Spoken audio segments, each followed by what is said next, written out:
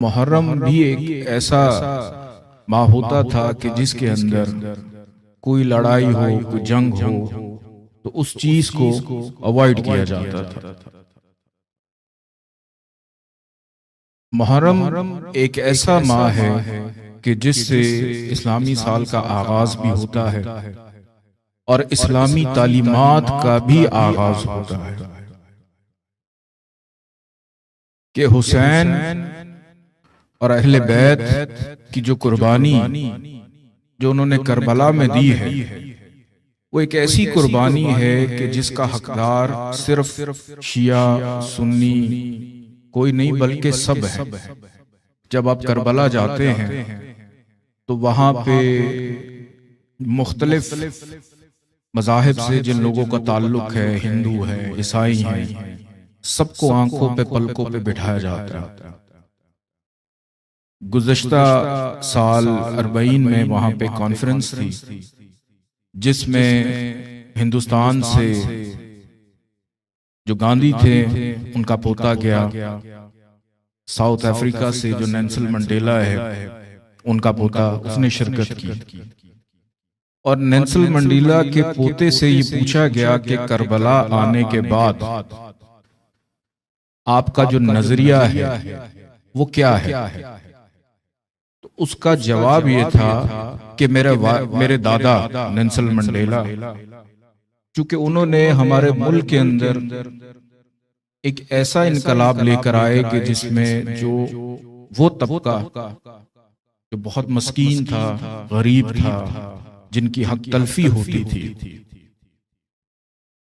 उनके इनकलाब के बाद उनको उनका हक दिलवाया।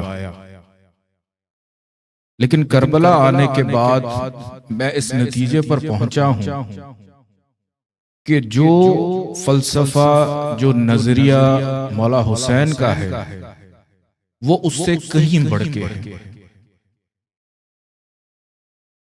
उससे कहीं बढ़ के है कि सिर्फ मौला हुसैन का करबला जाना या अहले बैत की ये कुर्बानी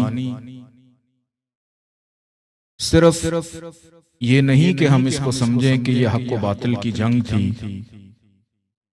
या किसी और नजर से देखें। इसमें आपको हर पहलू नजर आएगा कि बहुत सारे ऐसे अफराद हैं जो ये कहते हैं कि हमें अल्लाह समझ ही नहीं आता, लेकिन हम ये कहते हैं कि हमें हुसैन ने समझाया कि अल्लाह क्या है। हुसैन का सब्र, उनकी भूख, उनकी प्यास। और मौला हुसैन जब करबला में थे, ऐसा क्या था कि उनका कहना, उनकी गुफ्तगू, उनकी बातचीत का असर दूसरी जानिब नहीं था। एक तरफ किल्लत थी और दूसरी तरफ कसरत थी। और मौला हुसैन ने ये कहा, चूंकि तुम लोगों ने हराम इतना खा लिया है कि मेरी गई हुई किसी भी बात का असर तुम पे नहीं है। कि बेनमाजी होने की सबसे बड़ी दलील ये है कि आप अपने रब के हुक्म को तस्लीम नहीं कर रहे हैं। और यही तो हमें अहले बैत सिखाते हैं, वाकया करबला सिखाता है। नमाजें इधर भी थी, नमाजें उधर भी थी। इधर मानने वाले थे, उधर तस्लीम करने वाले नहीं थे। नमाज पढ़ते थे लेकिन तस्लीम नहीं करते थे। कि सिर्फ एक जुमला इमाम हुसैन अलैहिस्सलाम का जो सबके लिए है कि मुझ जैसा, ये नहीं कहा कि मैं हुसैन अकेला नहीं, मेरे बच्चे नहीं, मेरी फैमिली, मुझ जैसा,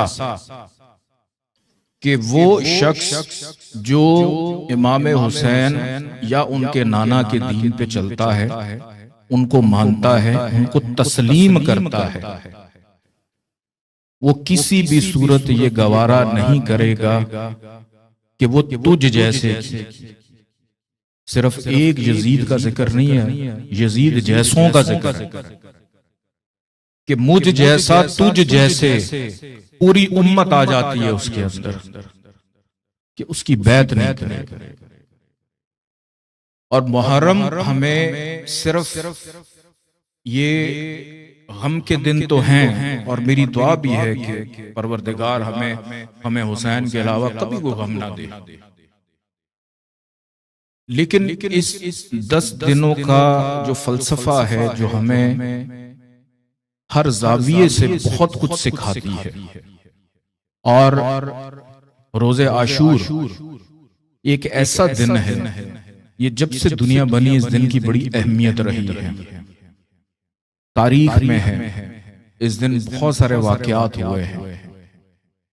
इस दिन को बहुत ज्यादा अफजल भी कहा गया कि अगर आप रोजे आशूर रोजा रखते हैं, नियत करते हैं, और उसके साथ साथ आप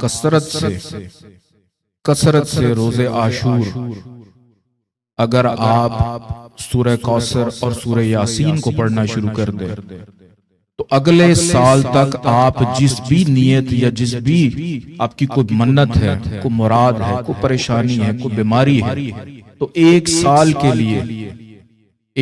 के लिए आपकी जो भी परेशानी है उसकी आपको जमानत मिल जाती कि अगले साल तक आप उस चीज से महफूज रहेंगे या निकल जाएंगे। 10 मुहर्रम वाले दिन अगर आप रोजा रखते हैं तो कोशिश करें कम से कम एक दफा आप सूरह कौसर और सूरह यासीन जरूर पढ़ें।